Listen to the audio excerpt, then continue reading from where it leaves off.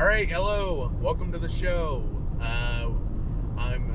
This is the ride home with Dawsbon. Here with special guest Ethan. Hello. My normal moviegoer. It's his first appearance on the show. If you're a fan of Dawsbon, then you know Basement Dwellers, and this is the original host. I had to buy a $500 GoPro to get him back on the show. I'm on the comeback. On the comeback. So we just got out of one battle after another, and before we get into any spoilers, you want to start us off with what your 5-star rating was? I'm giving it 5. Yeah. Right now. Yeah. If I had, I'd have to watch it again, but not. I don't know. It's hard to say. Right now, I'm sitting at a 5. Hard to say. It's an easy 5-star from me. It's an easy 5-star right now. Yeah. Now that we've left, but Well, that's the only thing that matters. that is true. It's something that definitely makes you think, though. Like, I'm gonna be thinking about it for a very long time. Yeah. No, but if you have the opportunity, go see this movie in theaters. In a theater. Like, we seen it in the biggest screen you can possibly biggest screen. see it Yeah. on. We didn't make it to the IMAX, but we made it to the AVX with Dolby Vision, and wild. The sound phenomenal. And it's something you won't get at home. Without spoiling, Yeah. every time a gunshot happened, I was like, it was a jump we scare. jumped. Like, it scared me every time because it would start so quiet and then it's just so loud, and it was amazing. It sounded real. But I could compare it to like Warfare. Warfare. Yeah. Have you watched that one yet? I haven't watched it, but I've heard that it was hyped up to be like the most realistic war movie. I would say that the sound was on par with that. It was almost identical. Yeah. And, like, the way it shakes you. Yeah, no, It's amazing. No, I've heard nothing but good about this movie up till lead up. I tried to stay away from looking into it too much. Yeah, I think I only seen trailer 1. Yeah, I saw the first trailer while I was sitting in the movie theater watching something else. Yeah, and right. that was the only thing I've seen with it. Yeah, no. Other than it's Paul Thomas Anderson, and you can't really go wrong going to watch a Paul Thomas Anderson movie. Well, I've just found that out. Yeah, This is my first Paul Thomas. This being your first one is crazy. Yeah, it can only go down from here. Yeah, and I don't want to say it does go down from here, but this is a pretty big deal. Yeah. No, this was amazing. I think what did mutual friend Kyle say? Kyle loved it. Kyle loved it. About 20 minutes in, his heart was racing. Didn't stop for the rest of the movie. Did you get that? I felt that. Me too. Maybe not the 20-minute mark, but once that second act kicked in, I felt it. I don't remember which part. But it was pretty fast. Are we getting into spoilers? All right, so because I can say the part that started it for me. Yeah. Was when they entered the dance, when they militarized. Oh yeah. When they militarized that little city and had like the diversion to they went into all these other places and started riots so that way they could go after these people. It's like the little thing. I don't know. There was a whole bunch of little things like that where I was like, wow, this is real life. Like, this is happening. Yeah. This is happening. Yeah, no, I mean, like, we're, I guess the best way to put it is safe from the United States is, the United States. But, like, you hear of, military states, like, going into, like, California, Washington. San Francisco. Yeah, they just militarized Oregon. Yeah. And, like, yesterday or the day before. Something like that, yeah. But you hear about it, and, like, all you really see on the news is, like, tanks on the streets and whatnot ripping it up. But this like gives you like that hands-on. It felt like to me like I had just seen the same thing happening on the news the week before. Exactly. Like, yeah, I felt the same. Bar for bar. Yeah. No, I think my like I got locked in a bit earlier than that. I don't remember when. I was just taking there were just so many moments. Yeah, the opening with all the jumping around, that was like I was just taking it all in. Like I wasn't really. It didn't have me on the edge of my seat right away because I was just trying to absorb it all. Yeah. To kind of care a little more about it. Yeah, no, I don't think there was like one specific moment because it was like hook after hook after hook. Yeah, there was just like one thing happens, and then next thing you know, something even crazier is happening right after. Like it was, Yeah. No, I think the best way to put it is like once you're hooked, it leads you. Right. Yeah. It keeps you in the movie and like the whole setting. I was blown away when I walked out of the theater and seen 3 hours pass. Yeah, I could have watched 6 more hours of it. Yeah. Like it was. Yeah. No. It was fast paced and it kept you there. Yeah. No. I was a bit shocked, but because like we're in spoiler territory now, but like the first act of the movie jumps around a lot. It covers about 16 years of time in a matter of, I'll say, 30 minutes or so. Yeah. But that's just like establishing the plot of the movie and whatnot, and it was. It's not like other movies where sometimes doing something like that can be too bold or too unwelcome to.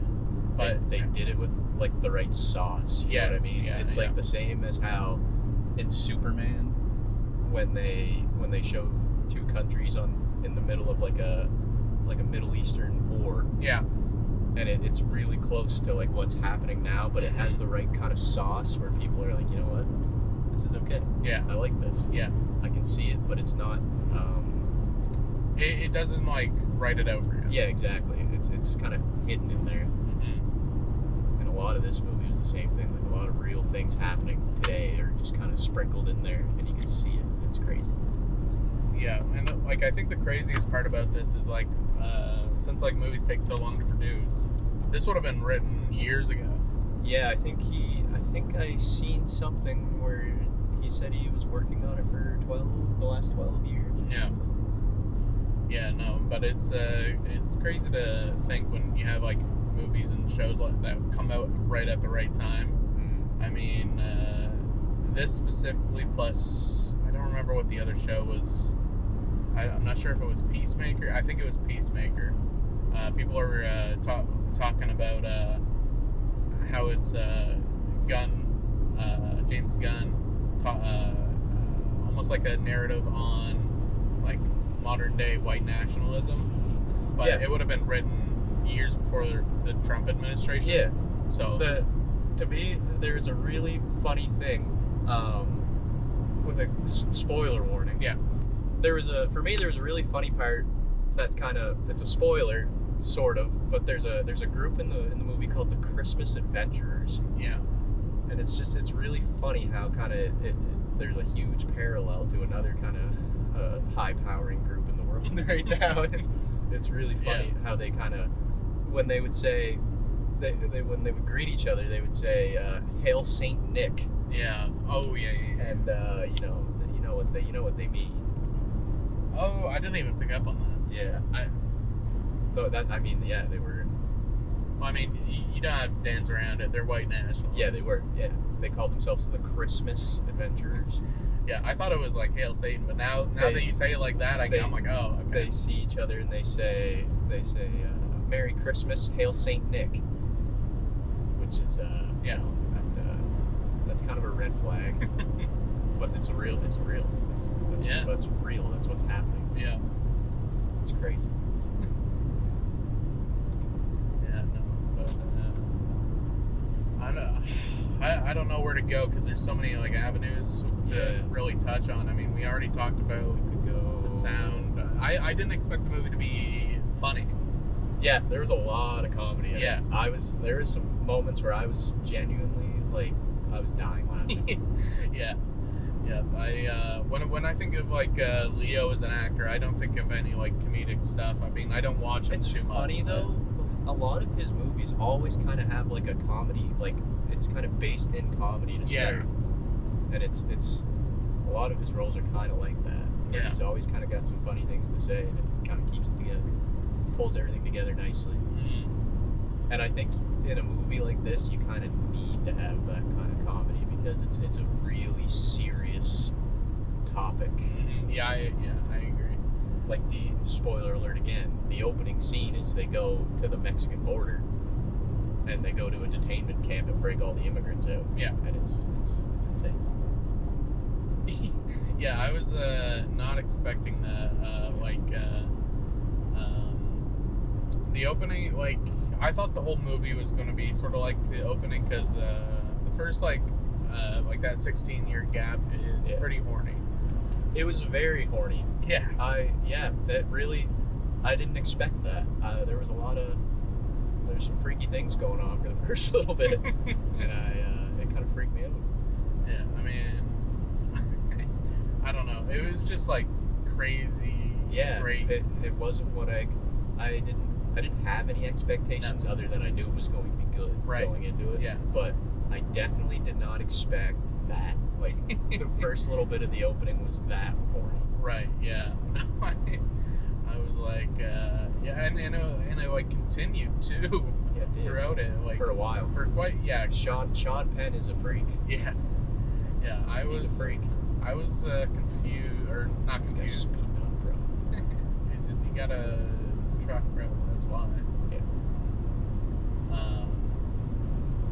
Anyway, yeah, no, I was scared at the end, because I thought that he was gonna be such a degenerate. He was gonna go after the kid. I was thinking that too. Yeah. I was starting to get a little creeped out. Me too. When he was getting up close and personal with her. Yeah. But something does. There is something in the movie that you don't have to worry about that happening because of a specific reason. Right. But it still kind of makes you think for a minute that he's gonna get a little freaky. But I guess I could just say it because we're getting into spoilers. But it was, I mean, it's his daughter. Yeah. That won't make sense to probably anybody right now. But if they watch it, they'll be like, "Oh shit." Yeah. No, I mean, like I had the hint of suspicion right when I did right at the start. Moment of conception. Yeah. Right when they first interacted with each other, I thought, you know what? But I thought that was I mean, we're past that threshold now. Screw this guy. Yeah, dude. I'm not sure if any of the windows are picking it up, but this truck was pulled over on the side of the road here. We started to go past him, but he sped up quite fast, and racing. Yeah, pretty well racing. We wouldn't let us pass, then he let us pass, then he swerved into the other lane as we were going in front of him. We're pulling into the lane you're supposed to be in. Yeah. He decides as we're pulling that he's going to cross it too, as I was trying to get in front of him. But all part of the show, part of the fun. Yeah, blooper reel. No, but there's always got to be at least one vehicle. We'll probably find another 2 or 3. It's always more than one. Yeah, it's always more than one. At least we're on the highway now. Yeah. But yeah, no, I mean, what's his? I thought it was very clever the way that they like foreshadow it with. I agree. With the sex scene there, with the hard cut to the pregnancy. Yeah. I thought that was very clever because not only did it like. Because they were skipping so much that some audience members probably wouldn't have picked it up. Right. But it was just kind of almost too obvious that you might not catch it. Right. But I also thought it might have been a misdirect. Like a bait and switch kind of thing. Yeah. But I was getting that a little bit, but I figured it was pretty obvious to me anyways. Yeah, it was just like in that first moment, but I thought it like a lot of the movie is very clever. Yeah, it is. It's all clever. Everything about it, like it's, I don't know. Yeah. I think as well as there's like 2 different scenes. They're both at the end that like the cinematography really like. I was gonna say if Vista Vision is available for people to watch it, that's the way it has to be seen. That's the way it was shot. Yeah. It hasn't been used much since the late 60s and early 70s, and even just on like the digital version that we watched was like you could tell that if you would watch it on film, it would blow your mind. Yeah. And it still looked great on digital. Like it was, but it missed that quality that like ever since we went to the IMAX to see Sinners, I'm like, even though it wasn't film IMAX there either, it's it's a whole different ballgame of a way to see a movie. Right. Yeah. No. I mean, like, I was thinking to myself when we like walked into the theater there, like, the difference between regular and AVX alone was crazy. Yeah. And I still can't get out of my head when we first went to the IMAX, because like when we look at the floor and we're walking Yeah. and our head just keeps going up because of how tall the screen is. It just kept going up and up and up, and we were just blown away. And like that's just like the part of the magic of the movies. Oh yeah, there's nothing like it. But no, it was The like, only way to watch a movie is in a movie theater. I agree. Especially for the first time. Yeah, no, I just wish that there were more than like 4 or 5 theaters in the province. I know. We're unlucky. I know, because I keep getting like all these geezers keep telling me these stories. Oh yeah, no, there was a movie theater. There were a few movie theaters in the town back in my day. Yeah. There were what? We got nothing. Yeah. And I'm not gonna dig at Cineplex St. John, but 9 times out of 10 you go there and it's not the best experience. But we were kind of lucky this time because the theater was pretty empty, which is a crime for this movie. Yeah, that's something I want to talk about. Like the marketing for this, nobody's seen any of the marketing. I texted my family group chat and said it was a must see, and they said never heard of it. Yeah. No, which is crazy to me. No, I feel like I only really heard about the movie because like I'm in tune with like that film community. Yeah, I remember hearing about it when it was first announced. Yeah. But I never looked into it.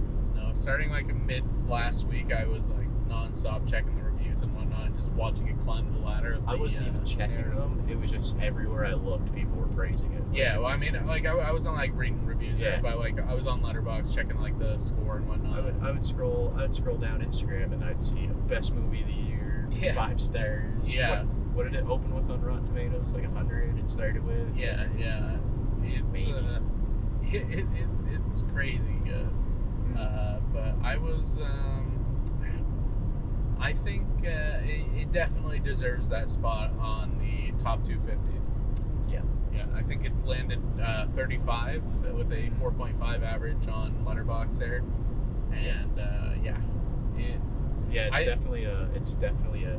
it's gonna be big. It's gonna be a game changer for a long time. Yeah, I think on the way to the theater, you mentioned that you weren't sure if it was going to beat Sinners as your number 1 movie for the year. Yeah. How are you feeling about that now? I think it beat it. I think that's the best movie of 2025 that I've seen so far. Yeah. There's still a few that are coming soon. But that's right now. That's the best. You know what? Not even 2025. I would say the last 5 years. Nope. Well, let me go through the brain catalog. That's probably the best movie I've seen in the last 5 years. Oh, well, there you go. Because, I don't know. Between Top Gun Maverick, Past Lives, John Wick 4. But something like Top Gun for me, it was the experience. Like the theater experience made it better than I think the movie was to me. A movie just because movie itself it was a has theater a good movie. Case. Yeah, it was a theater. Like it's loud, things blow up. Yeah, I agree. It has a case if we're talking about like the movie itself. Yeah. But yeah, because I think something like I continuously bring up here on the show is how addicted to John Wick movies I am. And still haven't watched 4. Dude, 4 is the best. You missed it in theaters. I was like exhausted by the time the movie ended. They are exhausting movies for just the 3 lines of dialogue you get. I think he had like 42 or something like that. But yeah, no, it's a completely different experience. Yeah, it was. Yeah, I don't know how to explain it.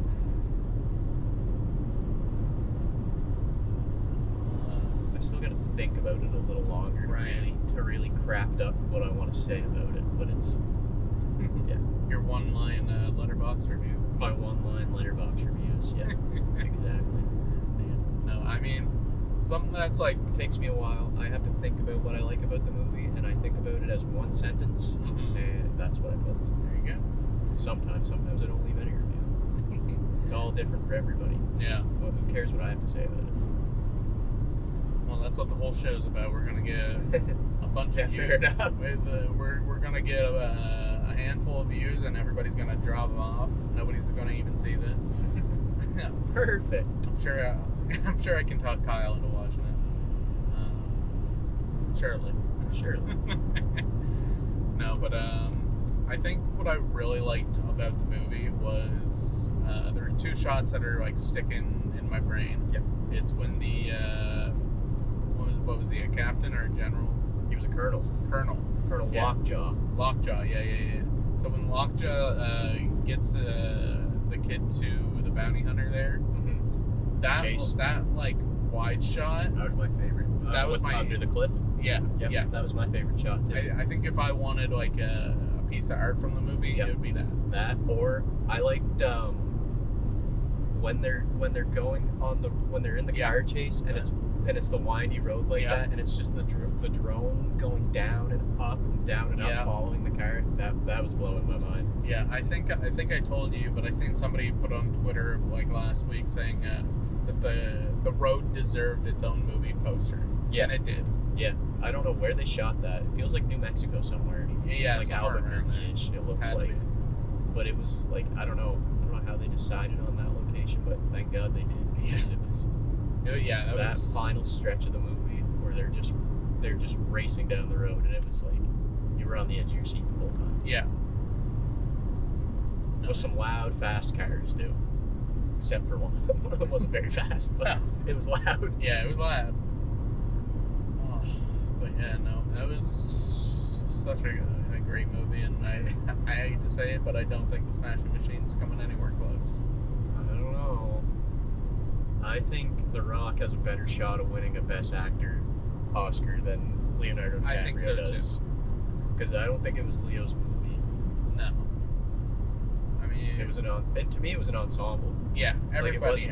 Yeah. If anything, if they were to start handing out some acting nominations for this movie, it would be an ensemble cast nomination to me. And then you've got your supporting Sean Penn for sure is guaranteed. Yeah. Which I hate to see that because I'm not a big fan. But I don't know if I've seen a Sean Penn movie. Milk? No. Have you seen Milk? No. Watch that one. I feel like I'm being led astray. It's good. I only seen him in the promos, and I wasn't sure if the Colonel was him. To me, he always looks like he's eating something sour. Have you noticed that? Kind of. Especially at the end. Yeah, especially at the end. But I find every movie I watch that Sean Penn's in, he's always got he's ate something sour. Yeah. And it's like he's like fighting it. Yeah. Yeah, he's always sucking on his teeth. Yeah, he is. Yeah. But he killed it. Yeah, oh yeah, he was amazing. Yeah. I couldn't believe it. Yeah, no, it was, I think one thing I guess I didn't like about the movie was I don't know if it was like shown or explained, but after did it explain what happened to the mother after she ran? They kind of did, I think. They said that she was MIA, but then the Colonel said that he buried her. Yeah. So that's what I didn't like. Yeah. That, like, her whole status was summarizing a throwaway. Another kind of spoiler.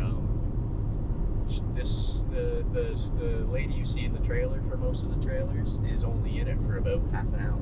Oh yeah. And yeah, she's the mother of the daughter, but she's only in it for half an hour. Yeah. And you can kind of, I don't know, but it feels like, I don't know how to explain it, but I missed her. Yeah, like it feels like she should have came back at some point. Yeah. Yeah, no, But that letter kind of tied it up nicely at the end. Did the letter get you on the waterworks? No. No. I got teary-eyed, but I wasn't sobbing. I was just more in awe. Yeah. Yeah, it was no Godzilla -1. And No, that brought it the waterworks. Yeah. No, I need to watch that again. I wish that renting a theater didn't cost $1,000 or something, because that would go crazy.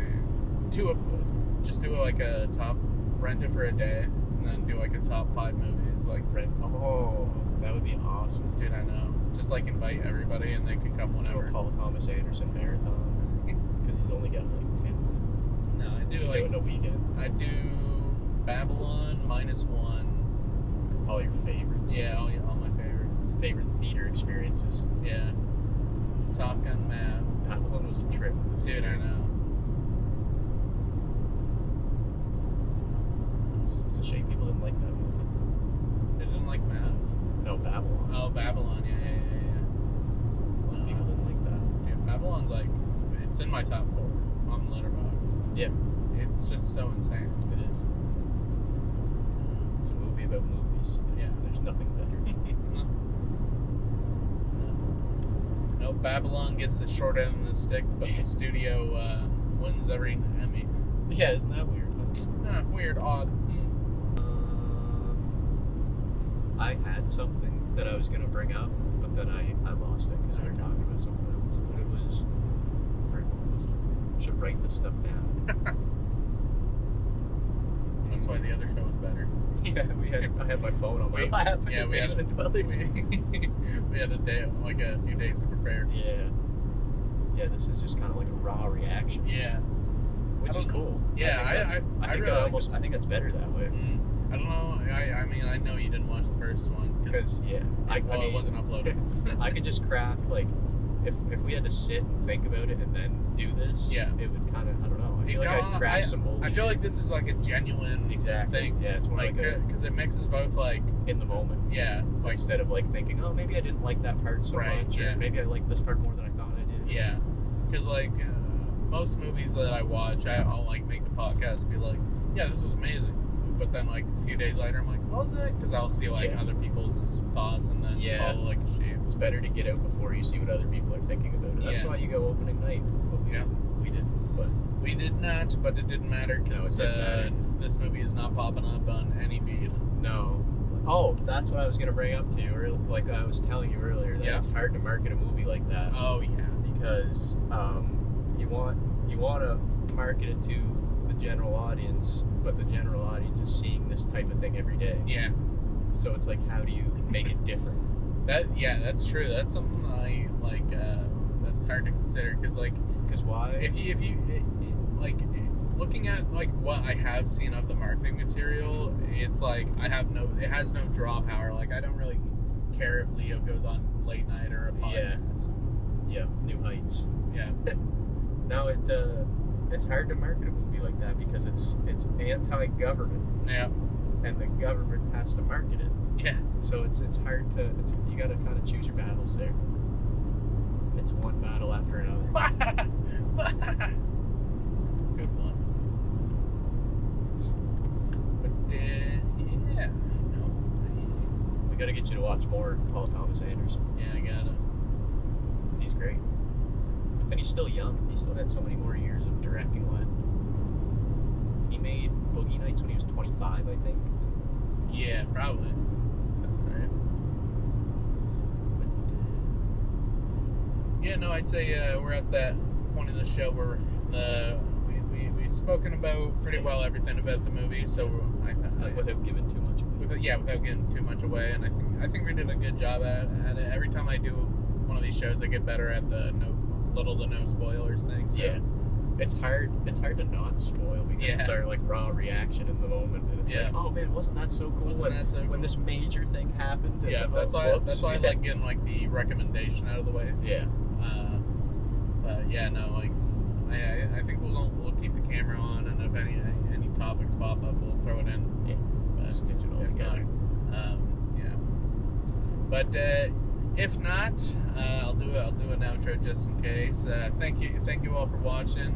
This has been your passenger princess Dawsbon, main man Ethan, Elock. Thank you. I'll do the whole shout out thing, and as always, I'll leave it to the other guy. Subscribe.